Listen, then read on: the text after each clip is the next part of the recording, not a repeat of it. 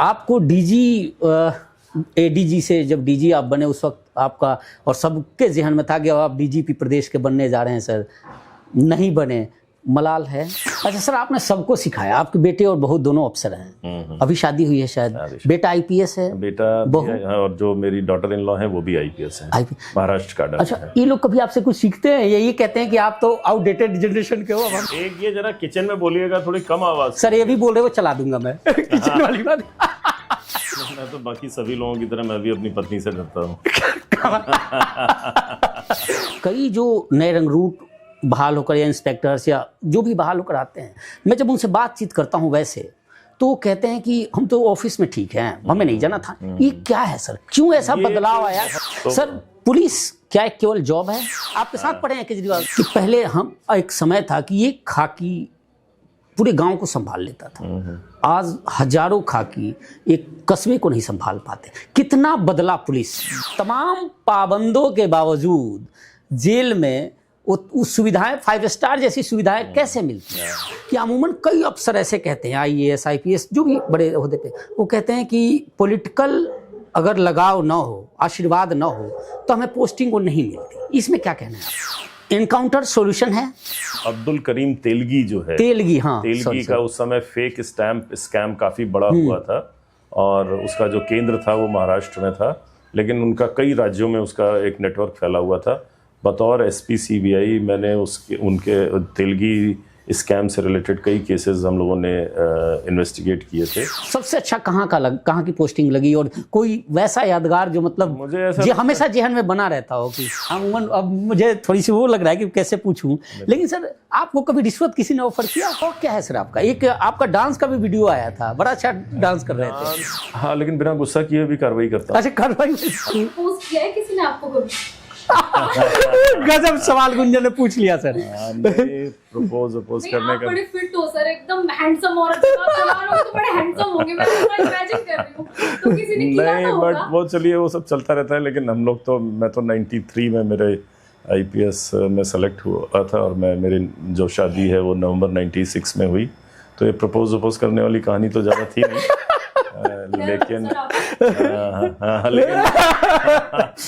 लेकिन ठीक है। बात भी तो देखेंगे, वो क्या कहेंगी बॉस। मैं अगर इस समय कोई बात कहूँ तो मेरा तो टेस्ट इसी बात का होगा कि जब मेरा रिटायर होने का नंबर आएगा उस समय मैं क्या करता हूँ। सही बात। वो वैसे क्या करोगे सर रिटायरमेंट के बाद? रिटायरमेंट के बाद मैंने कई सारी चीजें सोची हुई हैं। नमस्कार, मैं हूं सुशील कुमार और आप देख रहे हैं पकड़ू.com। आज हमारे साथ IPS Haryana DG jail Alok Mittal जी हैं। स्वागत है सर आपका। बहुत बहुत धन्यवाद सर। इंटरव्यू शुरू करूं उससे पहले मेरे एक जहन में था, जब आप गुड़गांव लगे थे, आप सबके बॉस हो, आप मतलब भाभी से डरते हो या फिर रेस्पेक्ट करते हो? क्योंकि कहीं भी आप फंक्शन में मैंने देखा था, चाहे छठ पूजा कहीं बुलाए तो आप साथ लेकर जाते थे, अपने से ज्यादा उनको इज्जत देना, ये क्या है? नहीं, मैं तो बाकी सभी लोगों की तरह मैं भी अपनी पत्नी से डरता हूँ। अच्छा, रेस्पेक्ट नहीं है, डर है। ऐसा लगता है, मुझे ऐसा हमेशा लगा है कि सोशल फंक्शंस में खास तौर से आपको अपनी पत्नी के साथ जाना चाहिए, या अगर पत्नी अधिकारी है तो उन्हें अपने पति के साथ जाना चाहिए। और सोशल फंक्शंस में साथ जाने में बहुत अच्छा रहता है, बहुत अच्छी तरह इंटरेक्शन हो पाता है लोगों से, और जो लोग अपने परिवारों के साथ आते हैं उनके साथ वो थोड़ा कंफर्टेबल फील करते हैं। तो मुझे तो हमेशा लगा है, और अकेले जाने में तो बड़ा मुझे अजीब सा लगता है इनफैक्ट। मतलब शादी के बाद से ही या बाद में कभी डांट उठ पड़ी उसके बाद से? नहीं, शुरू से ही ऐसा हम लोगों ने तय कर लिया था कि भाई हम लोग साथ जाएंगे। तो अभी वो सिलसिला चल रहा है, और कभी कभी ही ऐसा होता है कि मैं ऐसे फंक्शंस में अकेले जाता हूँ। लव मैरिज थी सर आपकी? हाँ। ओके, अच्छा, फिर इसलिए दबाव है। फिर तो पूछ रहे, तो फिर तो दबाव नहीं है, मुझे लगता है कि ये मुझे भी अच्छा लगता है, उनको भी अच्छा लगता है। सर आप तो उत्तर प्रदेश की धरती से हैं। हाँ, तो हमारे यहाँ तो जब कोई बच्चा आईएएस आईपीएस बन जाए तो इतना दहेज लेके आता है। तो आपने तो सारे दहेज बांट दिए। नहीं, कोई दहेज का तो कोई सवाल कभी दिमाग में भी कोई बात नहीं, आपके अंदर नहीं था? नहीं, कभी आई ही नहीं, ये विचार ही नहीं आया। हम लोग तो ये शुरू से ये लगता था कि भाई हम लोग इतनी बातों को सुनते हैं, कहते हैं। अपने विद्यार्थी जीवन में आदमी सब लोग होता है कि भाई ये सब क्यों किया जाए। हम लोगों ने सबने नज़दीक से देखा हुआ इन सब चीज़ों को, तो ये लगता है कि जब आपका अपना नंबर आया तो फिर आप कुछ और करने लगे, आपका अपना जब नंबर आया तब तो आप ऐसा करिए कि जो आपकी सोच से मैच करता हो, तो वो तो कहीं कोई सवाल ही तो नहीं। आफ्टर ज्वाइनिंग इन आईपीएस आपने शादी की थी या पहले? नहीं, आईपीएस में आने के बाद मैंने सर यूपी बिहार वालों का बड़ा मोटा दहेज मिलता है, मैं हूँ वहीं उसी धरती से, इसलिए पता है आपने सबका मार दिया। नहीं, कभी कोई विचार नहीं, ऐसा कभी कोई बात ही नहीं थी, ऐसा कुछ था ही नहीं, क्योंकि ये लग रहा था कि ये सब तो अगर आपने यही करना था तो फिर मतलब मेरे तो विचार शुरू से बहुत ही अलग थे, तो मुझे तो इस बारे में कभी कोई सोचने की जरूरत ही नहीं पड़ी। तो अमूमन जब आईएएस आईपीएस या सोशल सर्विसेज लोग ज्वाइन करते हैं सर, तो उसके बाद वो शादी भी उसी उसमें करते हैं, तो आप हाउसवाइफ हैं भाभी? हाँ, वो हाउसवाइफ है। हम लोग पहले से एक दूसरे को जानते थे, और जैसे मैं एक मध्यम वर्ग के परिवार से आता हूँ, वैसे उनका भी परिवार है, और कभी इस तरीके की कोई बात दिमाग में आई नहीं, मतलब कोई ज्यादा ऐसा इस पे ऐसा नहीं है। अच्छा, पहले कोई एग्रीमेंट हो गया था क्या कि चलो मैं आईपीएस बन भी गया तो तुमसे ही शादी करूंगा, ऐसा कुछ? नहीं है, ये कह लीजिए कि एग्रीमेंट तो नहीं था, लेकिन मतलब इसमें कोई इस बात का नहीं था कि मैं क्या बनूंगा और क्या नहीं बनूंगा, मतलब ऐसी कोई शर्त। कब मिले थे भाभी से? मैं काफी पहले मिला था शादी से, अपनी शादी के काफी। आपके जो मातहत अधिकारी कर्मचारी हैं वो देख रहे होंगे कि आज बॉस की एक एक चीज सामने आ रही है बातें। नहीं, मैं काफी साल पहले मिला था, किसी एक विवाह समारोह में मिला था, और उसके बाद हम लोग आपस में टच में रहे, मिलते रहे, और मतलब कृपा है भगवान की कि हम लोगों का वो रिश्ता चलता रहा आगे, और हमारा विवाह हुआ। नहीं, अभी तो मैंने तो कई फंक्शंस में देखे हैं सर। एक और सवाल है मेरे जहन में सर, माइक थोड़ा सा ऊपर कर लो, क्योंकि मुझे लग रहा है कि आपकी आवाज कम है और मेरी ज्यादा है। नहीं तो मैं भी थोड़ा सा तेज बोलता हूँ। हाँ हाँ, एक ये जरा किचन में बोलिएगा, थोड़ी कम आवाज। सर ये भी बोल रहे हो, चला दूंगा मैं किचन वाली बात। नहीं, ये चलेगा। मैं एक और चीज पूछती, चूंकि मैं अब आप भी यूपी से हो सर, हमारे यहाँ तो हम लोग अंग्रेजी 6ठी क्लास के बाद पढ़ते थे, आप कब पढ़े? नहीं, मैं तो मेरे हिसाब से मैं क्लास 4th से इंग्लिश पढ़ा मैं। अच्छा, हम लोग तो 6ठी के बाद। 2nd और 3rd तो हिंदी मीडियम सरकारी स्कूल में की थी, और 4th और 5th मैंने की तो एक प्राइवेट स्कूल में थी, लेकिन वहाँ पे इंग्लिश पढ़ाई जाती थी। अच्छा, तो मैंने इंग्लिश तो क्लास 4th से रेगुलर पढ़ी है। तो अंग्रेजी में हाथ तंग कब तक रहा सर? मेरा अंग्रेजी में हाथ तंग तो मैं नहीं कहूँगा, क्योंकि जब मैं छोटी क्लासेस में था, 6th 7th 8th में, तब मैं इंग्लिश का एक ट्यूशन पढ़ता था मैं। अच्छा। और उसमें जो हमारे टीचर थे वो घर पे आके पढ़ाते थे मुझे, तो उन्होंने ग्रामर तो हम लोगों को उसी समय बहुत अच्छी पढ़ाई थी। तो जो एक हिंदी मीडियम स्कूल में जो दिक्कत आती है कि आपको अगर इंग्लिश ग्रामर आती भी है तो आपको वोकैबुलरी आपकी नहीं होती है, आपको आपके पास अंग्रेजी शब्दों का वो उतना जानकार नहीं होता, भंडार नहीं होता, तो आप अपनी बात को एक्सप्रेस ठीक से नहीं कर पाते, तो वो एक हैंडीकैप था। और दूसरा ऑफ कोर्स जब आप घर में हिंदी बोल रहे हो, स्कूल में हिंदी बोल रहे हो, हिंदी मीडियम में पढ़ रहे हो, तो इंग्लिश स्पीकिंग तो ऑफ कोर्स नहीं संभव थी शुरू में। तो कभी स्कूल में जैसे हम लोगों को डांट पड़ती थी, आपको भी डांट पड़ी सर?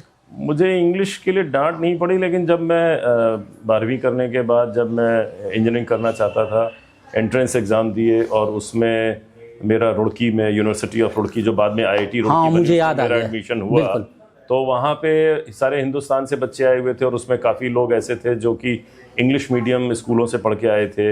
हम लोग हिंदी मीडियम वाले थे, ऐसा नहीं है कि मैं अकेला था, और भी लोग हिंदी मीडियम स्कूलों से पढ़ के आए हुए थे।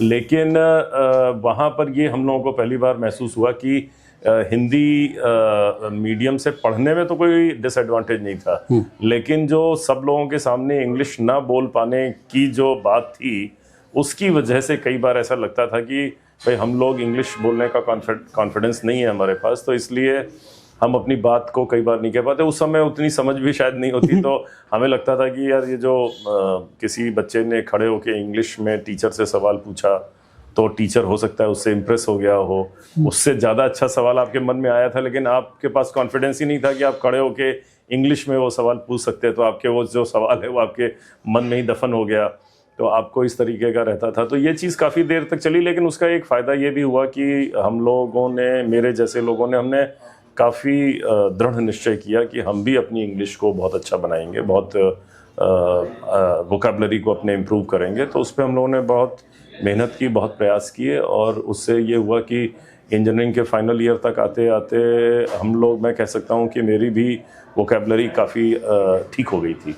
वो याद आ गया, आपने जब IITN है सर आप? हाँ, मुझे इसलिए याद आया कि जब आप CP थे गुड़गांव, तो केजरीवाल वाला मसला हुआ था, तो हम लोग आपके पास बाइट लेने के लिए आए थे कि आप उनके साथ, आपके साथ पढ़े हैं केजरीवाल? मैं और वो साथ नहीं पढ़े हैं। हाँ। वो मैं तो यूनिवर्सिटी ऑफ रुड़की, जो बाद में IIT रुड़की बनी, वहां से पढ़ा हूँ।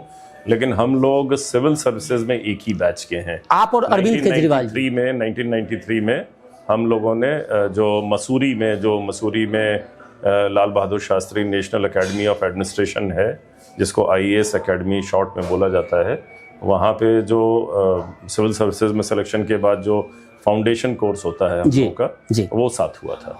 अच्छा, तो उस वक्त जब उनसे बातचीत, आपके मित्र भी हैं केजरीवाल साहब? हाँ, हम लोग जब मसूरी में थे तो हम लोग थे आपस में, हमने ट्रैकिंग का ग्रुप होता है, ट्रैकिंग के ग्रुप में हम साथ। तो उस वक्त भी ऐसा कुछ आप लोग तो जज कर लेते होंगे कि इनका पॉलिटिकल करियर, ऐसी इस तरह की बात होती थी क्या? नहीं है ऐसा, बाद में कोई कुछ भी कहे, लेकिन उस समय मुझे तो ऐसा कुछ नहीं लगा।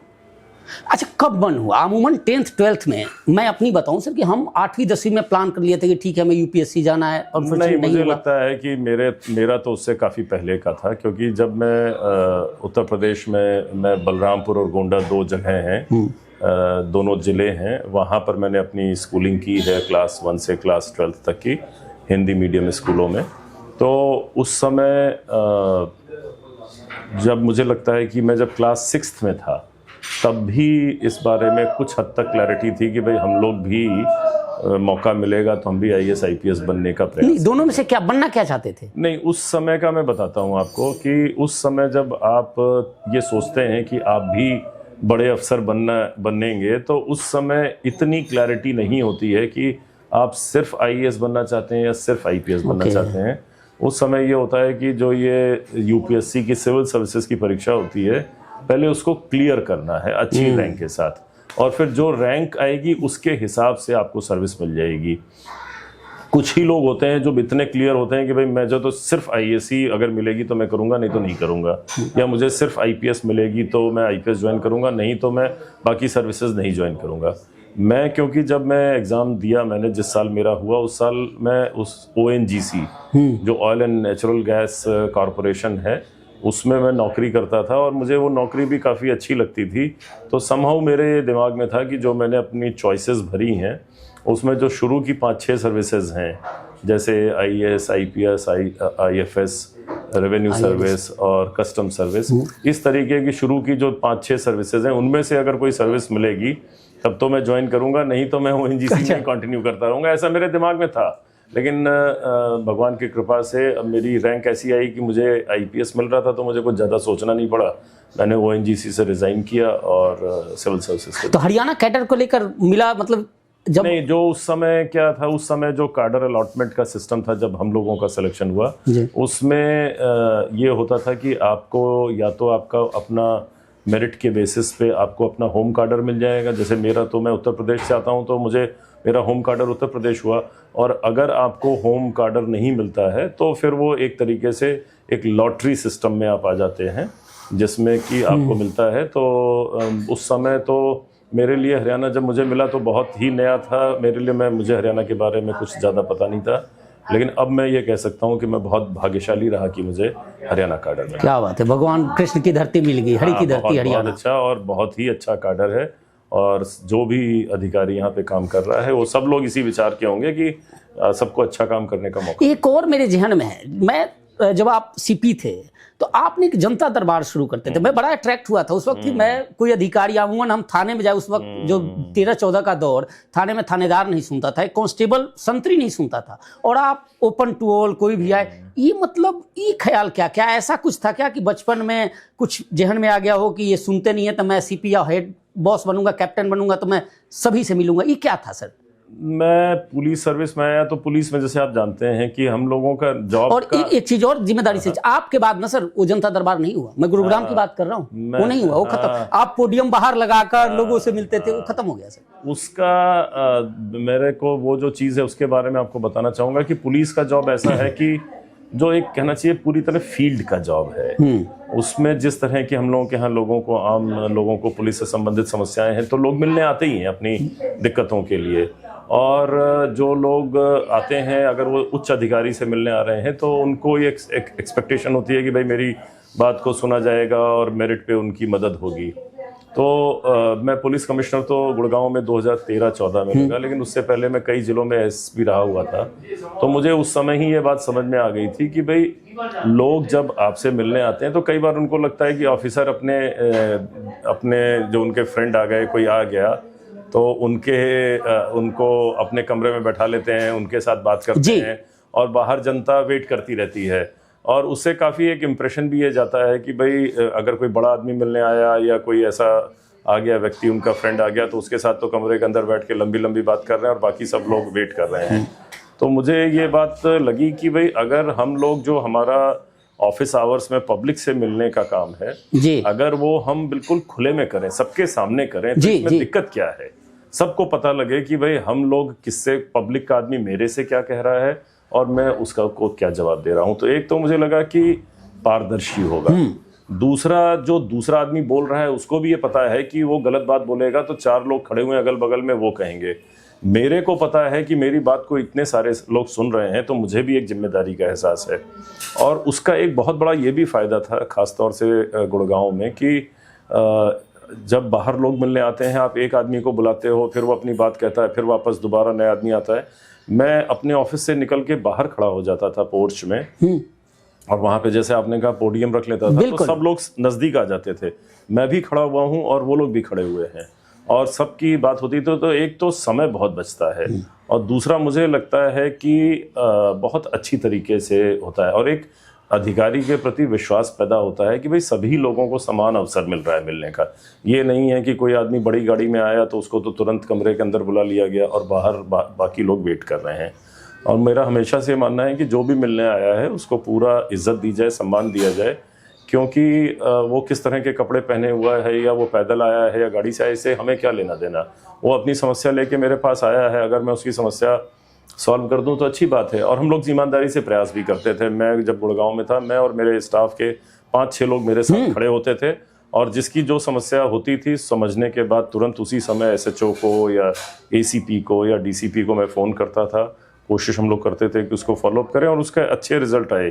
तो मुझे पब्लिक में एक विश्वास की लहर दौड़ गई थी सर। मुझे, मैं तारीफ नहीं कर रहा हूँ, वो बड़ा अच्छा रहा। सबको ये लगता था कि एसएचओ नहीं सुन रहा है, चलो सीपी साहब सुनेंगे, और आप फोन करते थे वहीं पे। वही करते तो उसका अच्छा, ये प्रैक्टिस होना चाहिए सर। अब तो आप डीजी हैं। इसमें मैं एक बात और कहना चाहूंगा कि मैं जब वहाँ लोगों से मिलता था तो मैं ये जनता दरबार वाला शब्द नहीं इस्तेमाल करना चाहता हूँ, क्योंकि मुझे लगता है कि हम लोग कोई पुराने ज़माने के राजा महाराजा तो है नहीं, हम लोग भी पब्लिक सर्वेंट हैं। और मुझे जो आप कह रहे हैं उसी बात की है कि मुझे ये लगता था कि भाई हम लोग अपनी कुर्सी पर बैठे हुए हैं, बाकी सब लोग सामने खड़े हुए हैं, तो मुझे तो ये लगता था कि भाई मैं भी खड़ा रहूँ और वो भी खड़े रहें, और एक ही जगह पे। ऐसा नहीं है कि कोई मैं बहुत ऊंचे पेडेस्टल पे खड़ा हुआ हूँ।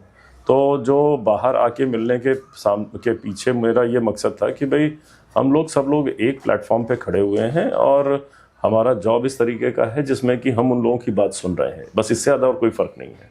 सर, एएसपी से डीजी तक का सफ़र कैसा रहा सर? बहुत अच्छा रहा है, बहुत ही अच्छा रहा है।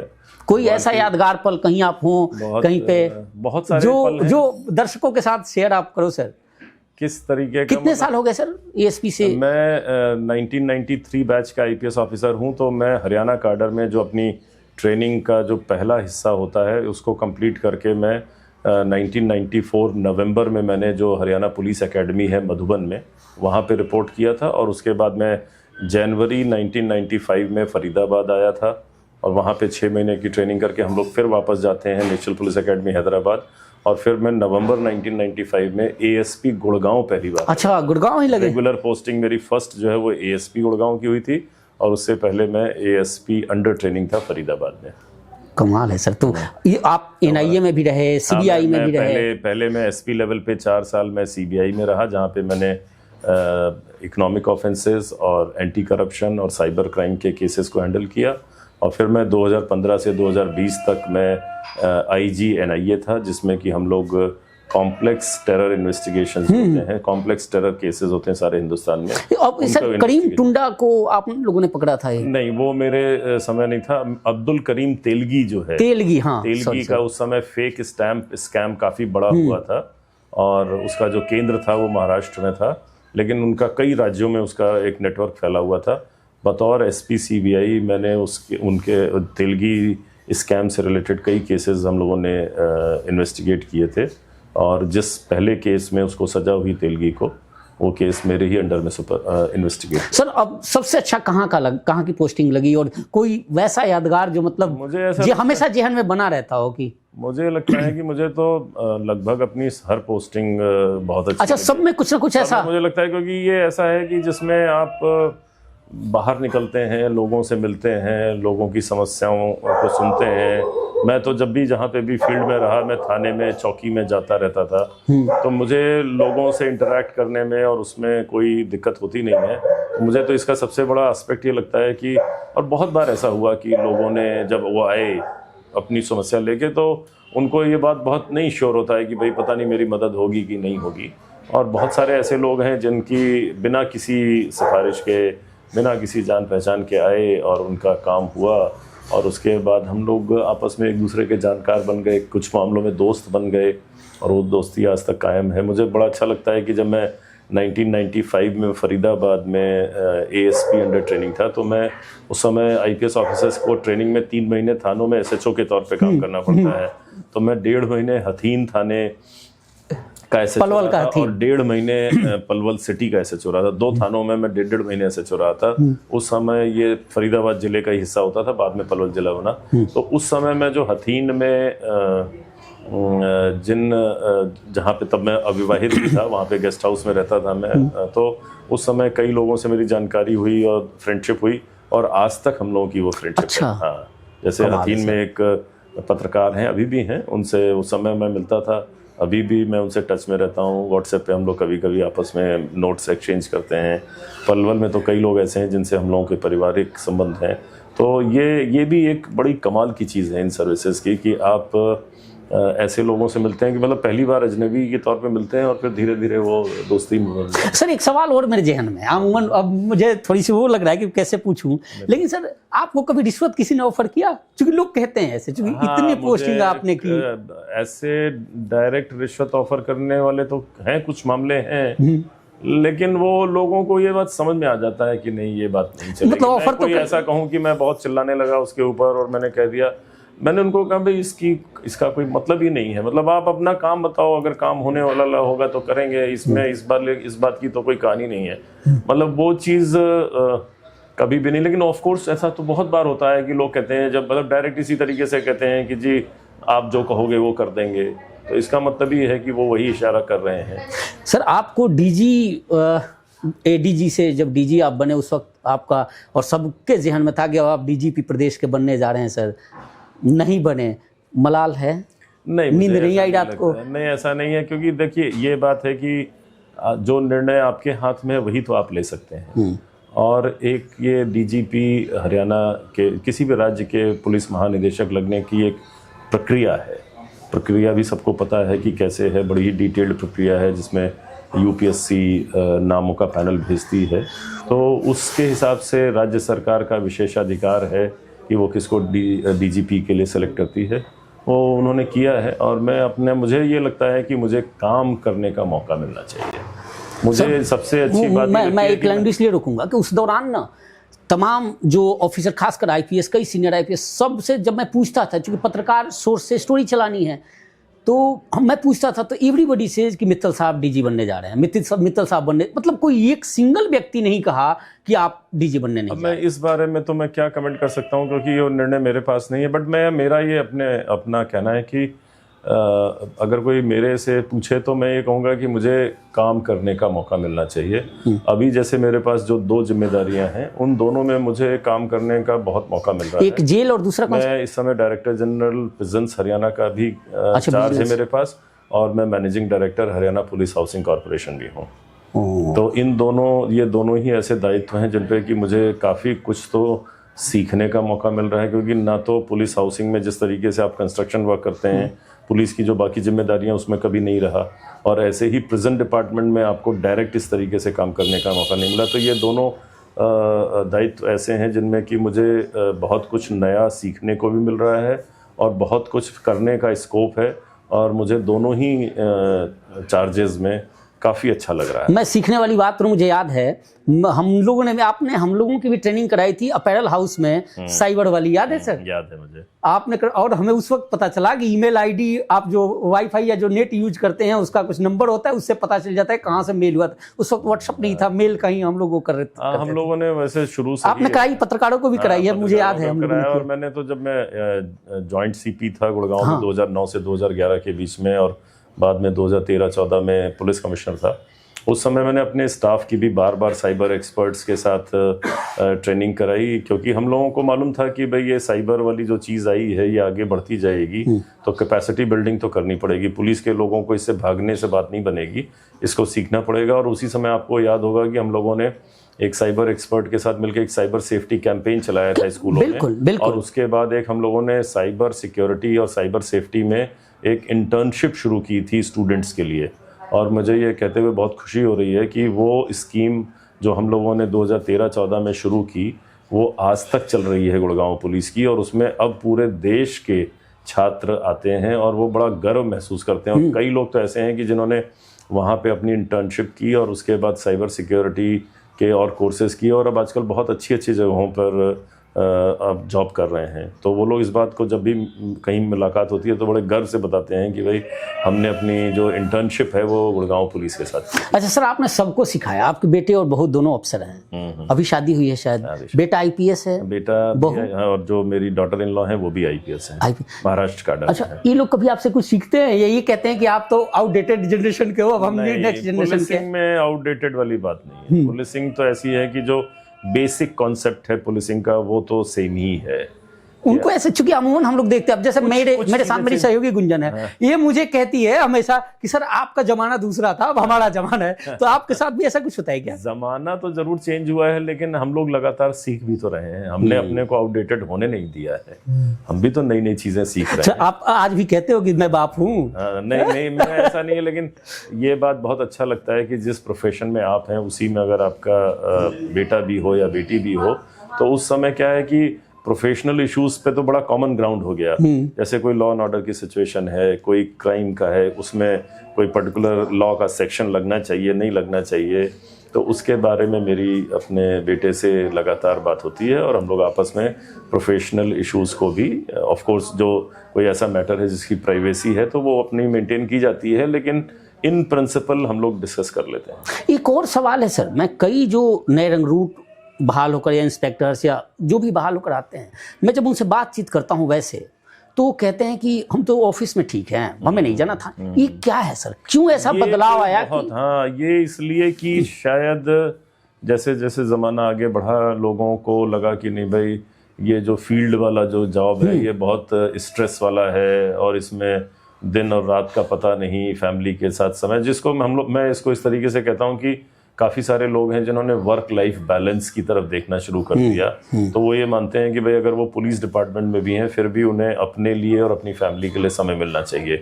पहले जो ये कॉन्सेप्ट था, जब हम लोगों ने सर्विस ज्वाइन की तो मैं थाने वानों में जाता था, तो वहाँ पे ये माना जाता था कि भाई अगर आप फील्ड जॉब में, जैसे आप थानेदार लगे हो, SHO लगे हुए हो, तो उस समय फिर आप 24 घंटे की ये नौकरी है, आप थाने में ही काम करोगे, थाने में ही सोओगे। कहीं कोई 10 दिन 15 दिन में मौका मिल गया तो कुछ एक दिन के लिए आप अपने परिवार के पास हो आए। तो उस समय कहते भी थे कि भाई पुलिस में जो पुलिस ऑफिसर्स हैं वो अपने परिवार को टाइम नहीं दे पाते, इसलिए उनके बच्चे जो हैं ज़्यादा अच्छी पढ़ाई नहीं करते, बहुत अच्छा करियर उनका नहीं बन पाता है। तो धीरे धीरे लोगों को लगा कि भाई हम जॉब कर रहे हैं तो हमें भी वर्क लाइफ बैलेंस हमारा अच्छा होना चाहिए। तो वो भी एक कारण हो सकता है जब लोग कहते हैं कि भाई मुझे ऑफिस में ही रहना है, क्योंकि उन्हें लगता है कि भाई ऑफिस जॉब में आप सुबह आएंगे घर से, शाम को अपने घर चले जाएंगे और आप अपने परिवार को टाइम देंगे, अपने लिए टाइम देंगे। उन लोगों के लिए सर क्या कहोगे, क्योंकि बीइंग बिजी, मेरा ये कहना है कि जब आप किसी करियर में आते हैं तो आपको एक तो अपनी प्रायोरिटीज क्लियर होनी चाहिए। और अगर पुलिस में आप आए हैं, हो सकता है कि आपने बहुत लंबी चौड़ी प्लानिंग ना भी की हो, लेकिन फिर भी क्योंकि हम लोगों की कोई 2-4-5 साल की नौकरी तो है नहीं, इतना लंबा करियर है, तो इसमें दोनों तरह के एक्सपीरियंस करके देखना चाहिए। फील्ड का जॉब भी करना चाहिए, क्योंकि ये एक दूसरे के पूरक हैं, एक दूसरे के कॉम्प्लीमेंट्री हैं। अगर आप फील्ड जॉब करेंगे, फील्ड की पोस्टिंग्स करेंगे, तो जब आप ऑफिस वाली पोस्टिंग करेंगे तो उसमें आपको फील्ड से जो आपको एक्सपीरियंस मिला है वो बहुत सहायक होगा। और जब आप फील्ड में होते हैं तो आपने जो ऑफिस में काम किया होता है कि भाई हेडक्वार्टर पे या एसपी ऑफिस में किन किन चीज़ों की ज़रूरत पड़ती है, किस तरीके का रिकॉर्ड मेंटेन होता है, इन्वेस्टिगेशन की क्या बारीकियां होती हैं, तो वो आपको मिलता है। तो ये एक दूसरे के पूरक हैं। मुझे लगता है कि जो लोग बहुत ज़्यादा डेस्परेट रहते हैं कि नहीं हमने सारे टाइम फील्ड में ही रहना है, या जो लोग एक बार ये मान लेते हैं कि भाई फील्ड मेरे बस का नहीं है, मैं तो ऑफिस में ही रहूँगा, वो दोनों ही गलत है। तो एक जी, और कुछ वैसे भी हैं कि कहते हैं कि जी हमें ट्रैफिक ही दे दो जी, हमें और कुछ नहीं जाना। अब पता नहीं, बट मेरा तो ये कहना है अच्छा कि सर, सरकारी आप जब एसपी रहे, सीपी रहे ऐसे, तो आपके पास आते होंगे सर मेरा तो ट्रांसफर ट्रैफिक में कर दो। हाँ, वैसा तो काफ़ी होता था, खास तौर से सिफारिश भी बहुत आती जब होगी। मैं खास तौर से जब यहाँ गुड़गांव में जॉइंट सीपी था और ट्रैफिक का सुपरविजन मेरे पास था, तो कई बार होता था कि लोग ये कहते थे जी मैं तो ट्रैफिक में ही रहना चाहता हूँ, क्योंकि दोनों बातें हैं। शायद कुछ केसेस में वो एक लालच वाली बात भी होगी, और काफ़ी केसेस ऐसे भी हैं जिनमें कि उनको लगता है कि क्योंकि मैं ट्रैफिक में रह लिया हूं तो अब मुझे इन्वेस्टिगेशन के बारे में ज़्यादा जानकारी नहीं है, और ट्रैफिक में यही है कि भाई ट्रैफिक को मैनेजमेंट करना है, तो उसको उसकी एक उनको आदत पड़ चुकी है, उन्हें लगता है कि ये काम तो मैं अच्छी तरह कर ही लेता हूं। तो सर पुलिस क्या एक केवल जॉब है? नहीं, मुझे लगता है कि एक अगर हम इसको पुलिस के काम को बाकी जॉब्स की तरह देखें तो ये उससे कहीं ज़्यादा है बहुत। एक तो सबसे बड़ी बात यह है कि पुलिस को जो रिस्पॉन्सिबिलिटी मिली हुई है इस व्यवस्था के अंदर, इस सिस्टम के अंदर, वो बहुत बड़ी जिम्मेदारी है, बहुत बड़ी जिम्मेदारी है। आप ये कह रहे हैं, एक जो प्रशासन है वो ये कह रहा है कि भाई हर व्यक्ति को, चाहे वो आम हो या खास हो, उसकी लाइफ और उसकी प्रॉपर्टी की सेफ्टी इंश्योर करना हमारी जिम्मेदारी है। हमारी जिम्मेदारी है कि शांति बनी रहे, एक ऑर्डर बना रहे, जिसको हम कहते हैं maintenance of peace and order, जिसको आम भाषा में हम लोग कहते थे लॉ एंड ऑर्डर मेंटेन करना। सड़क पर अगर ट्रैफिक रुका हुआ है तो आपको कोई भी और डिपार्टमेंट दिमाग में नहीं आता, आपको लगता है कि भाई ट्रैफिक को चालू कराना पुलिस की जिम्मेदारी है। तो ये किसी भी समाज के लिए, किसी भी देश के लिए मुझे लगता है सबसे महत्वपूर्ण विषय है कि भाई maintenance of peace and order, तभी बाकी काम हो सकते हैं। अगर क्राइम पे कंट्रोल है, सारे सिस्टम ठीक चल रहे हैं, तभी तो कोई इन्वेस्टर आके इन्वेस्ट करेगा। अगर आपकी औद्योगिक प्रगति चाहिए, आपको बड़े हॉस्पिटल्स चाहिए, अच्छे स्कूल्स चाहिए, तो वो उन्हीं शहरों में तो होंगे जहाँ पर कि एक अच्छा लॉ एंड ऑर्डर होगा, जहाँ पे ये इंप्रेशन चला जाएगा कि भाई यहाँ पे क्राइम बहुत ज़्यादा है या यहाँ पे कोई ज़्यादा लॉ एंड ऑर्डर ठीक नहीं है। तो मुझे लगता है कि उसके लिए काफ़ी बड़ा चैलेंज है। तो लॉ एंड ऑर्डर तो एक सभी चीज़ों के मूल में है, उसी के चारों तरफ पूरी शासन और प्रशासन व्यवस्था बनी हुई है। एक सवाल मैं अमूमन अधिकारियों से पूछता हूं सर, कि पहले हम एक समय था कि ये खाकी पूरे गांव को संभाल लेता था, आज हजारों खाकी एक कस्बे को नहीं संभाल पाते। कितना बदला पुलिस भी बदली और समाज भी बदला है। मतलब वही बात है कि जिसको हम लोग कहते हैं कि हर आदमी को अपने अधिकार तो मालूम है लेकिन कर्तव्य नहीं मालूम है। तो वो वाली बात है कि जैसे जैसे समाज में एजुकेशन बढ़ी, मानव अधिकार के बारे में चर्चा हुई। पहले बहुत सारी बातें होती हैं कि भाई एक पुलिस है जिसके पास डंडा है, उसकी अथॉरिटी को कोई चैलेंज नहीं करता है, करता था रादर। अब लोगों को लगता है कि भाई पुलिस को जो पावर है कोई अनलिमिटेड पावर थोड़ी ना है, कानून के हिसाब से उनकी भी एक लिमिट है, वो हमें कब रोक सकते हैं कब नहीं रोक सकते हैं। तो अब लोगों ने भी अपना जो उनका एक्सपोजर बढ़ा है और वो ये कहते हैं कि भाई आप अपनी लाइन क्रॉस कर रहे हैं, आप मुझे इस तरीके से नहीं रोक सकते। तो मुझे लगता है कि वो अच्छी बात है, उससे कोई ऐसी दिक्कत की बात नहीं है। अगर समाज के लोग ज़्यादा जागरूक हो रहे हैं, वो अपने अधिकार के बारे में बात करते हैं, तो इसको हमें पॉजिटिव लेने की ज़रूरत है। ये बात सही है कि कई बार जिसको हम मॉब वायलेंस कहते हैं वो एक बहुत बड़ा चैलेंज है किसी भी लॉ एनफोर्समेंट एजेंसी के लिए। और हम लोग आपस में इस बारे में काफ़ी हम लोगों ने बात भी करते हैं कि भाई जो ये मॉब वायलेंस है कि अचानक मॉब एकदम से वायलेंट हो जाती है, उस समय पुलिस के पास सबसे टफ, इनफैक्ट हम लोग अपने करियर में हम लोगों से कोई पूछे कि भाई सबसे टफ क्या चीज़ है, तो वो वही है मॉब वायलेंस को हैंडल करना। क्योंकि उस समय एक तो आपको जो निर्णय लेना है वो मौके पे आपने निर्णय लेना है और जल्दी लेना, आपके पास समय लिमिटेड है। और जो आपने निर्णय लिया वो सही है कि गलत है, ये बहुत सारे लोग बाद में उस निर्णय से क्या हुआ उसके बेसिस पे ये कहना कि अरे ये तो गलत है, गोली नहीं चलानी चाहिए थी, फलाना नहीं करना चाहिए था। लेकिन उस समय जो ओवरऑल आपका असेसमेंट है सिचुएशन का, उसके बेसिस पे जो आप डिसीजन ले रहे हैं वो बड़ा क्रूशियल है। और जो अनुभव है हम लोगों का वो उसने हमें ये सिखाया है कि आपका डिसीज़न अच्छा है कि बुरा है, इसमें इस बात का भी बहुत बड़ा वो है कि आपकी तैयारी कैसी है। अगर आपने उस तरीके की घटनाओं को डील करने के लिए तैयारी अच्छी की है तो इस बात के चांसेस बहुत ज़्यादा हैं कि आप उसको अच्छी तरह डील कर पाएंगे।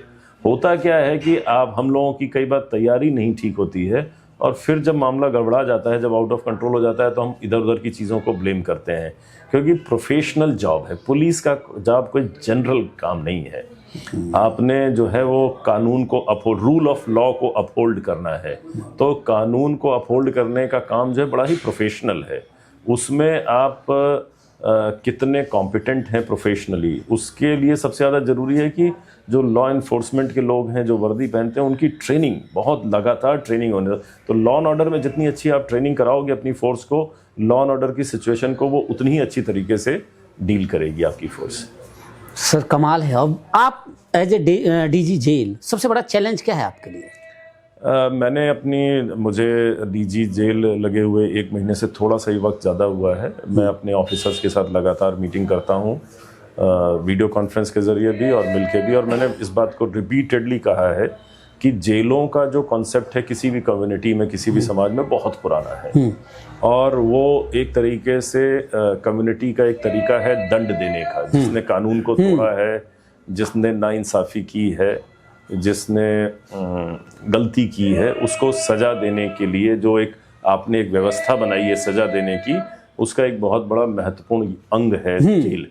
आप उसको दंड देने के लिए जेल में भेज रहे हो, जहाँ पे उसकी स्वतंत्रता को आप छीन रहे हो और आप उसको एक एरिया में बंद कर रहे हो। तो जो दंड गृह है, वो जेल जो है वो दंड गृह बिल्कुल बिल्कुल। लेकिन जैसे जैसे अभी हम लोग बात कर रहे थे कि मानव सभ्यता ने आगे विकास किया है, लोगों ने अपने अधिकारों को समझा है, तो वो दंड गृह से सुधार गृह में बदलना आपका लक्ष्य है। तो सुधार गृह, और सुधार में भी सिर्फ ये नहीं कि उनको सुधारना कि मतलब वो क्रिमिनल, उसके बाद उनको रिहेबिलिटेट करना, पुनर्वास करना और फिर कम्युनिटी में समायोजन मतलब रीइंटीग्रेट करना, जिससे कि जब वो अपनी सज़ा काट के बाहर जाएं तो वो एक समाज के ऊपर लायबिलिटी ना बन जाएं।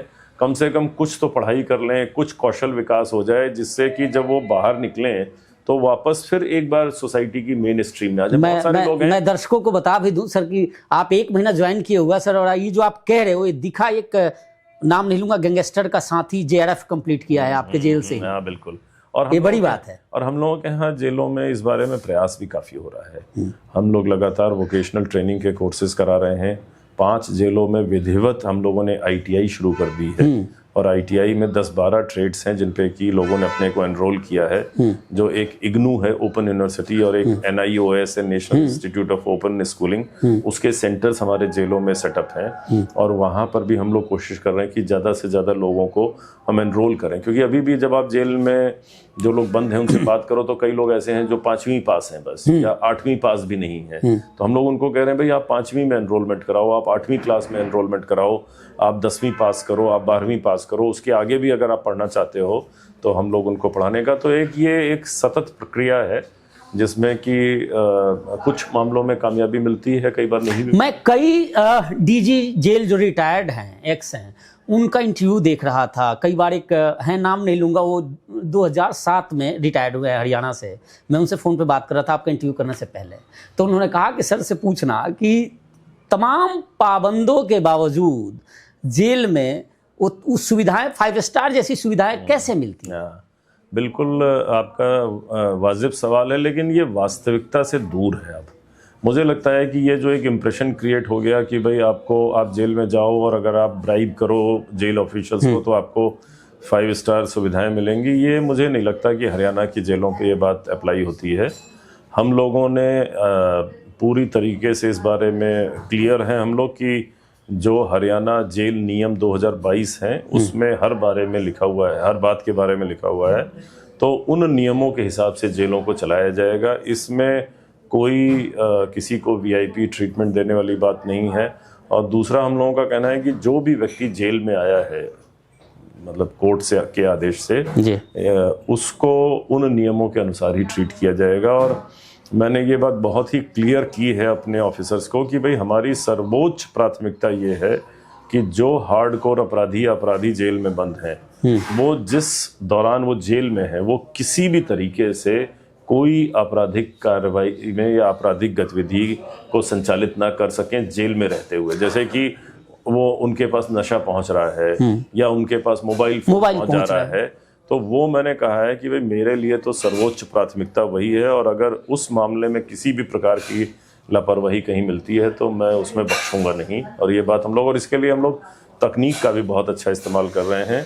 हम लोगों ने अपनी जो हरियाणा की जेलें हैं उनमें लगभग 1500 CCTV कैमरे लगा रखे हैं।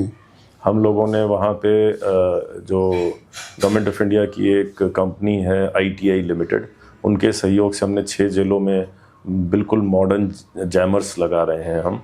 वो हमारा जो काम मतलब ये प्लानिंग में है सर? नहीं, लग रहे हैं। अच्छा, मतलब ये फरवरी के एंड तक तो चालू भी हो जाएंगे। मतलब आप क्या, मैं अगर आम भाषा में समझूं अपने दर्शकों के लिए, कि आपने जब पदभार ग्रहण किया है उसके बाद जेलों में जो तमाम तरह की बातें होती हैं कि कोई सुविधा, फोन, ये अब जेल से अपराध संचालित नहीं होगा? नहीं, बिल्कुल सवाल ही नहीं उठता है कहीं पे कोई।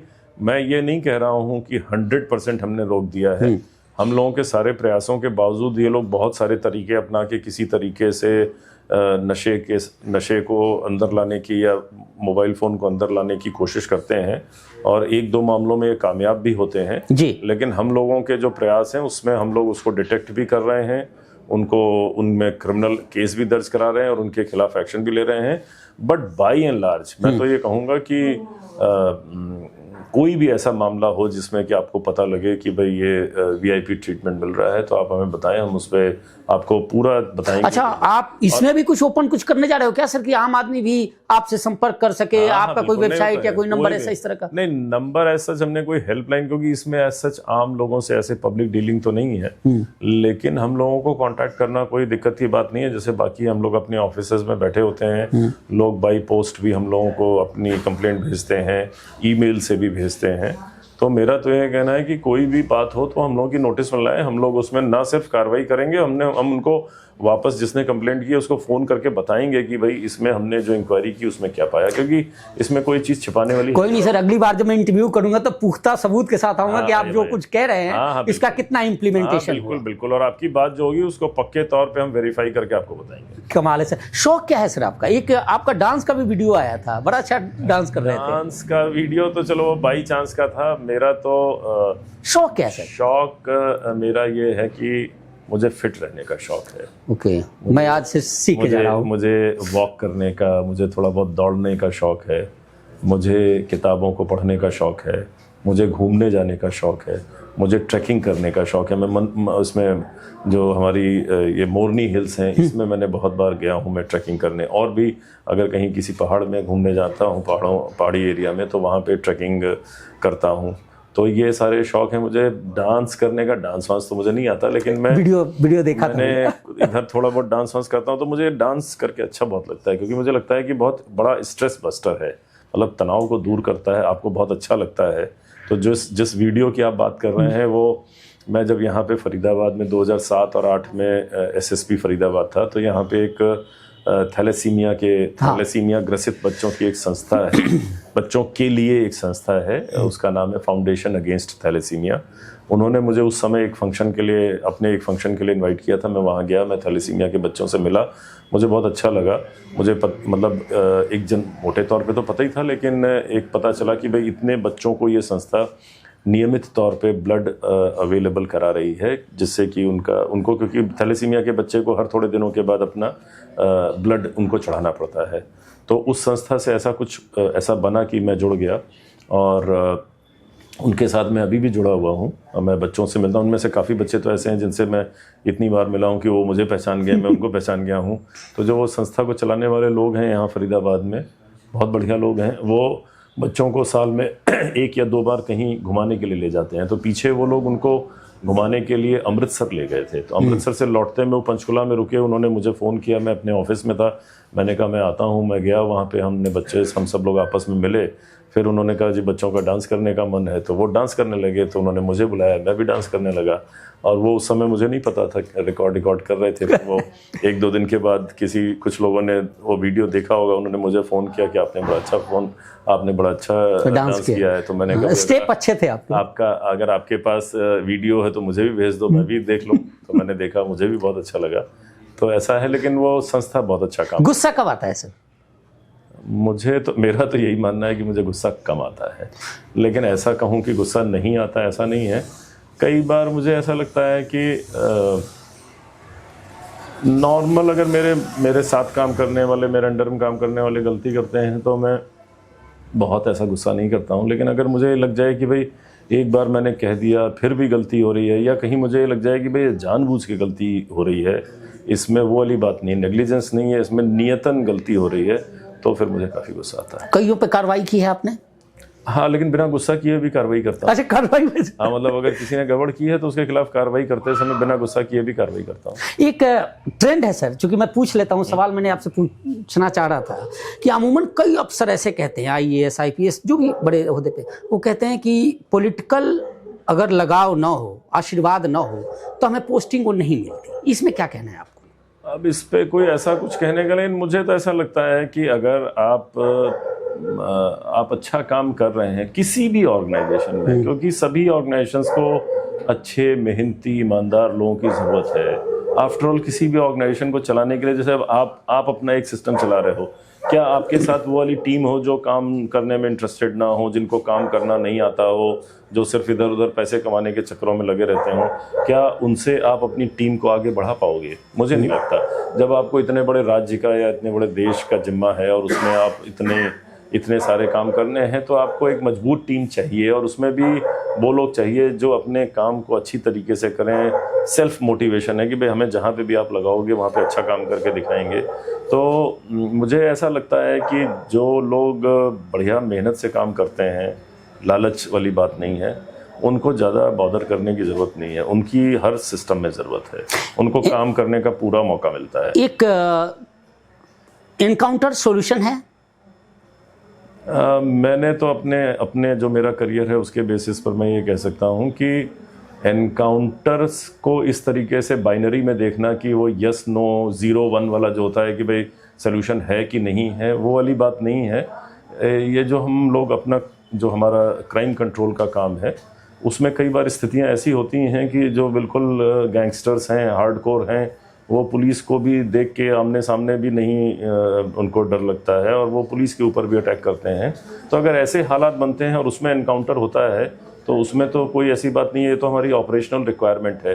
बट और कोई नहीं, मतलब मेरा ये कहना है कि हर हालात में ये देखना चाहिए कि जो कानूनी अधिकार है, अपराधी को पकड़ना, उसको सज़ा दिलाना हमारा मेन काम है।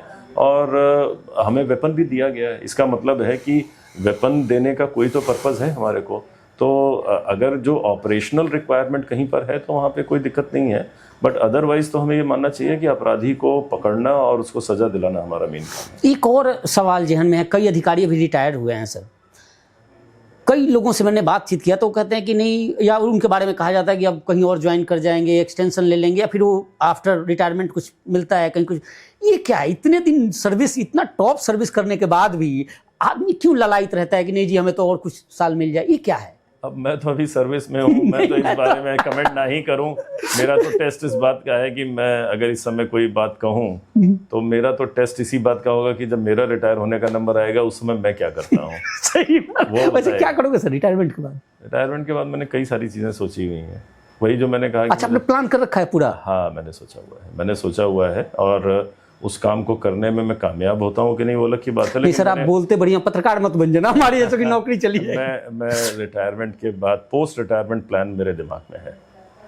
कमाल है सर। हाँ, बिल्कुल क्लियर है। सर लास्ट में यूथ के लिए क्या मैसेज है? क्योंकि नशे का जिक्र मैंने इसलिए नहीं किया, अभी चुनाव भी आ रहा है, अब उसको लोग बनाएंगे भी, मैं कोई पॉलिटिकल आपसे बात नहीं, लेकिन नशा पंजाब का हाल अब हरियाणा में होना शुरू हुआ, खासकर गुरुग्राम, फरीदाबाद जो महानगर है। मुझे लगता है कि जो ये नशे की समस्या है, ये बहुत गंभीर समस्या है एक्चुअल में ये। और इसको सबसे अच्छी बात ये है कि राज्य स्तर पे और देश के स्तर पे इस समस्या की गंभीरता को लोगों ने सबने समझा है और उस पर बहुत गंभीरता से कार्य भी हो रहा है। पूरा जोर लगाया जा रहा है इस समय कि भाई इस समस्या को कंटेन किया जाए, रोका जाए। और इसके कई पहलू हैं, लेकिन ऐसा नहीं है कि भाई इसके साथ समस्या है कि जब एक बार ये घुस जाए तो इसको पूरी तरह से कंट्रोल में लाना मुश्किल बहुत है। क्योंकि जो इसका डिमांड साइड है, जिन्हें एक बार नशे का शौक लग गया, लत लग गई, वहाँ उस साइड से स्ट्रॉन्ग डिमांड है। तो जब किसी चीज़ की डिमांड ज़्यादा होती है तो उसकी सप्लाई भी होती है। तो जो लॉ इन्फोर्समेंट एजेंसीज़ हैं उनको तो सप्लाई साइड पे काम करना है कि जो लोग नशे को सप्लाई कर रहे हैं उनको पकड़ना, उनको टाइट करना, उनको इस काम से दूर करना। और जो बाकी डिपार्टमेंट्स हैं, ख़ास तौर से जो स्वास्थ्य विभाग है या जो सोशल डिपार्टमेंट्स हैं, उनका काम है कि डिमांड साइड पे काम करना। कि जिन लोगों को नशे की लत पड़ गई है वहीं से तो डिमांड जनरेट हो रही है। तो डिमांड रिडक्शन जिसको बोलते हैं, डिमांड रिडक्शन होगा जब हम उनको नशे से दूर ले जाएंगे, ड्रग डी एडिक्शन करेंगे, तो वहाँ पे डिमांड साइड कम होगा।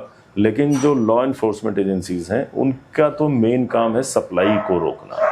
उन्होंने ये देखना कि ड्रग नेटवर्क कौन है, जो बड़े बड़े नेटवर्क्स हैं जो ड्रग को सप्लाई कर रहे हैं, उन लोगों को फोकस करना, उनके खिलाफ कार्रवाई करना, जिससे कि जो ड्रग सप्लाई बड़े बड़े नेटवर्क हैं उनको डिसरप्ट किया जाए और उनकी जो कैपेसिटी है कि कहाँ से ड्रग लेके लाके बेच रहे हैं उसको पूरी तरीके से ध्वस्त कर। क्राइम का पैटर्न भी सारा बदल गया सर पहले की अपेक्षा, इसको लेकर भी चूंकि अब आप डीजी लेवल पे हैं। हम लोगों ने 94-95 में जब हम फील्ड में आए, उस समय जो क्राइम का नेचर था, उस समय मुझे याद है कि जो ये लूट, डकैती, घरों में चोरी, इस तरीके की चीज़ों पे काफ़ी ज़्यादा, फिर बाद में फिर व्हीकल थेफ्ट बहुत ज़्यादा हो गया।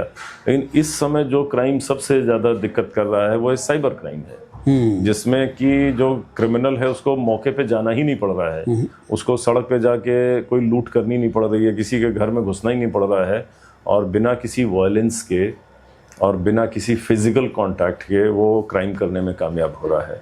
तो ये जो नया फॉर्म है, नया क्राइम, मतलब क्राइम तो पुराना है लेकिन उसको नए मीडियम के थ्रू किया जा रहा है।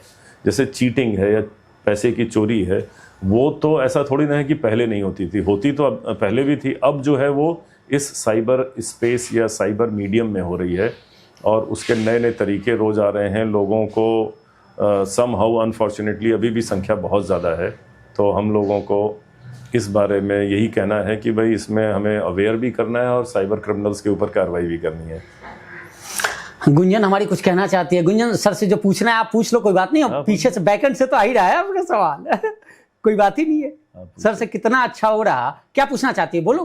सर मैं पूछना चाह रही थी कि जैसे हर आपकी जो सर्विस लाइफ है, सबके साथ ऐसा होता है कि कोई ऐसा इंसिडेंट होता है जो बहुत फनी होता है, जो हमेशा याद रह जाता है, जिसको सोच के आप अभी भी हंसते हो कि यार ये क्या हो गया मेरे साथ। ऐसा कुछ हुआ आपके साथ कभी?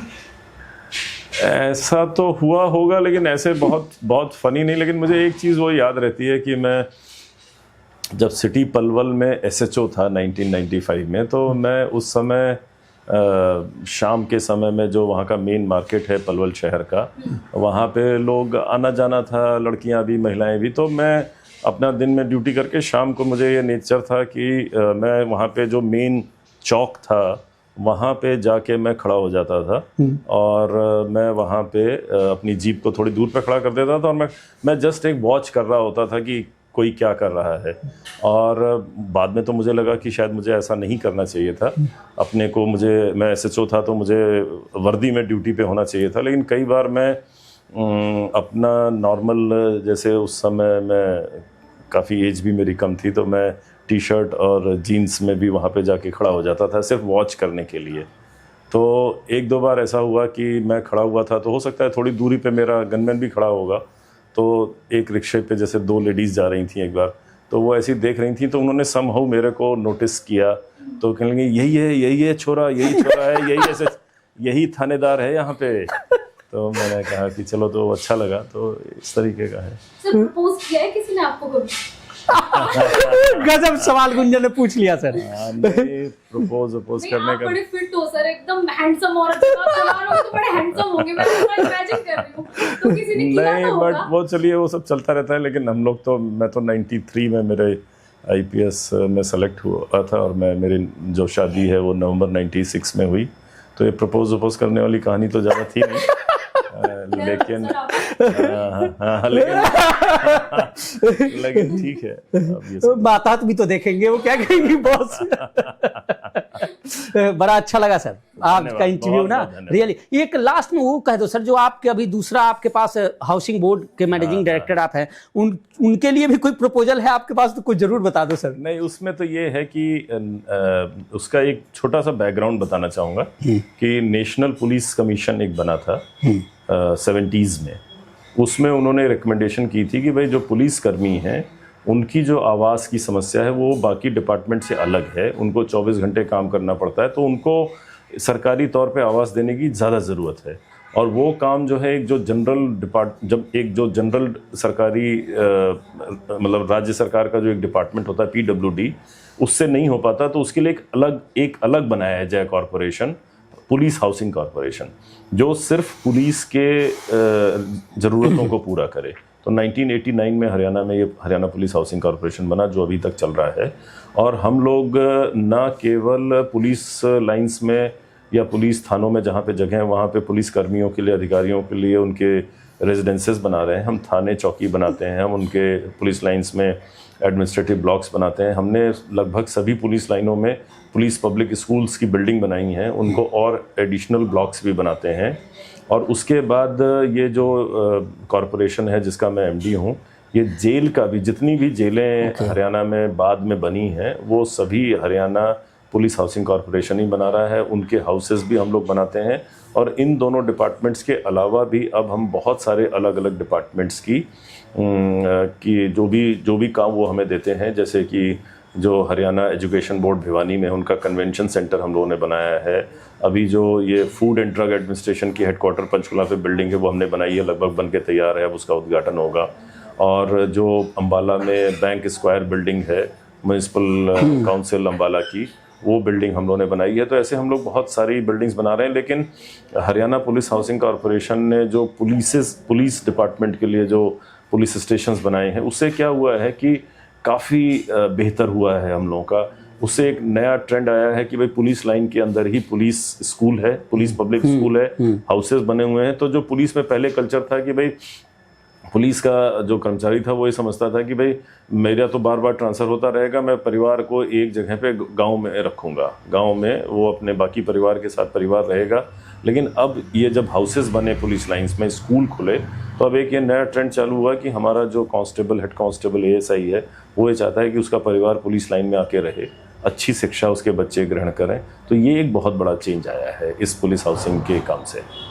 गजब सर, बहुत बहुत धन्यवाद सर। बहुत बहुत आपका धन्यवाद सर। आप गाना वाना भी गाते हो? नहीं, गाना नहीं, मुझे किताबें पढ़ने का शौक है, तो मैं किताबों को जब भी मौका मिलता है मैं पढ़ता हूँ। अभी मैं अच्छा, एक और सवाल, अब तो थैंक यू कर दिया, लेकिन वैसे पूछ लेता हूँ। जब से मैं पत्रकार बना, गांव में जाता था, तो गांव में ना लोग समझते ही नहीं थे, इलेक्ट्रॉनिक मीडिया, मैं TV मीडिया ज्वाइन किया ना, वो समझते थे कि मैं वो प्रेस मतलब अखबार बांटने वाला। आप जब गांव गए बनकर अधिकारी, तो क्या कुछ दिनों तक बुजुर्गों को कंफ्यूजन रहा, या वर्दी पहनकर गए तो सब समझ गए कि अच्छा बड़के साहब है?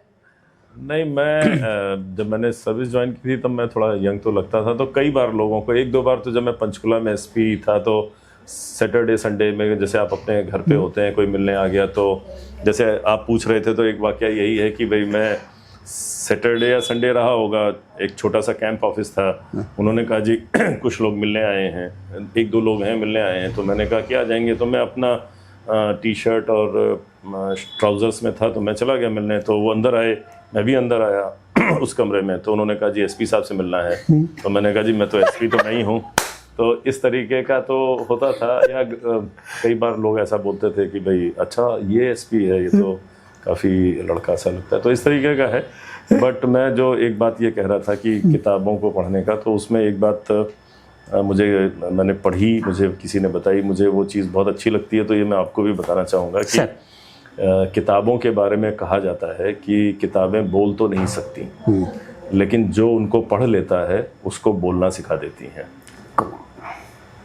Great. इसलिए मुझे Great line. किताबों को पढ़ने का बहुत शौक है और मैं जब भी मौका मिलता है अलग अलग इंटरेस्ट की किताबें पढ़ता हूँ। इधर पिछले कुछ समय से मुझे हिस्ट्री की बुक्स पढ़ने का इंटरेस्ट आ गया है, तो मैं हिस्ट्री पढ़ता हूँ और हिस्ट्री पढ़ने से बहुत सारी बातें ऐसी हैं जो हम लोगों को नहीं पता है, अब पता चली है। मैं मास कम्युनिकेशन किया और उसमें सर जो हम पढ़ते थे वो इम्प्लीमेंट नहीं कर पाया। आप जब बनते हैं, चूँकि मैं यूपीएससी एस्पायरेंट रहा हूँ, तो हम उस वक्त जो सोचते हैं कि हम बनने के बाद पता नहीं क्या कर देंगे, आप बनने के बाद वो सब कुछ कर पाए जो आप सोचते थे? ऐसा कोई बहुत कि पूरे समाज को बदल देंगे और कमाल कर देंगे, ऐसा तो होता भी नहीं है। लेकिन आप जो ये आपके मन में ये होता है कि भाई जो जिम्मेदारी आपको मिलेगी वहाँ पे अच्छे से काम करेंगे, आप लोगों की मदद करने की कोशिश करेंगे, अपने काम को ईमानदारी से करेंगे, तो उसमें तो मुझे लगता है कि हम लोग काफ़ी सेटिस्फाई हैं सर? काफ़ी हद तक कामयाब हैं। हाँ, मैं पुलिस के जॉब से बहुत सेटिस्फाइड हूँ। मुझे लगता है कि बहुत अच्छा, बहुत ही बढ़िया जॉब है ये और इसका कोई मुकाबला। लेकिन आपको नहीं लगता कि एक अफसर से ज़्यादा एक राजनेता ज़्यादा भला कर सकता है लोगों का? वो तो यही है कि जिसके पास जिसके पास ज़्यादा पावर है वो ज़्यादा वो कर सकता है, क्योंकि नीति निर्धारक हैं, वो कानून बनाने वाले लोग हैं, तो कानून आप बना सकते हैं, नीति बना सकते हैं। हम लोगों के लेवल पे भी हम लोग भी उसी कार्य में हैं, लेकिन हमारा तो लॉ प्रैक्टिशनर, हम तो लॉ को काम इम्प्लीमेंट कर सकते हैं, लॉ को हम लागू कर रहे हैं, लॉ को एनफोर्स कर रहे हैं। और जहाँ पे ये होता है कि कहीं पे कोई नीति बनानी है, उसके लिए हमें अपना फीडबैक देना होता है, तो वो हम देते हैं जो नीति बनाने में सहायक सिद्ध होता है। नेताओं से कभी टकराए हो सर? अब ये सब चलिए तो सब ठीक है सर, अभी ड्यूटी में हम लोगों के जॉब का हिस्सा है, मतलब उनके साथ काम करना, डिफरेंस ऑफ ओपिनियन होना, ये उसका हिस्सा है। और इसमें मुझे कभी कोई ऐसा नहीं लगता, क्योंकि जब आप किसी टीम में हैं या कहीं पे काम कर रहे हैं तो डिफरेंस ऑफ ओपिनियन तो हो ही सकता है। उसको इस तरीके से देखना कि भाई मतलब या तो हम साथ हैं या हम टकरा रहे हैं, वैसा नहीं है। कई बार होता है डिफरेंस ऑफ ओपिनियन होता है, कई बार मेरे साथ जो जूनियर ऑफिसर्स होते हैं उनकी ओपिनियन और मेरी ओपिनियन नहीं मैच कर रही होती, तो नहीं कर रही। बहुत बहुत धन्यवाद सर। जी सर, कुछ कहोगे सर? नहीं, मैं तो बहुत धन्यवाद। अब आपकी क्या राय है कमेंट कर जरूर बता दीजिए। मुझे लगता है कि पोस्ट पर बैठकर बहुत कम ऐसे इंटरव्यू होते होंगे जो खुलकर इस तरह से सभी सवाल के जवाब दे रहे हों। अब आपकी क्या राय है कमेंट कर जरूर बताइए और चैनल को लाइक और सब्सक्राइब जरूर कर दीजिए। धन्यवाद, नमस्कार।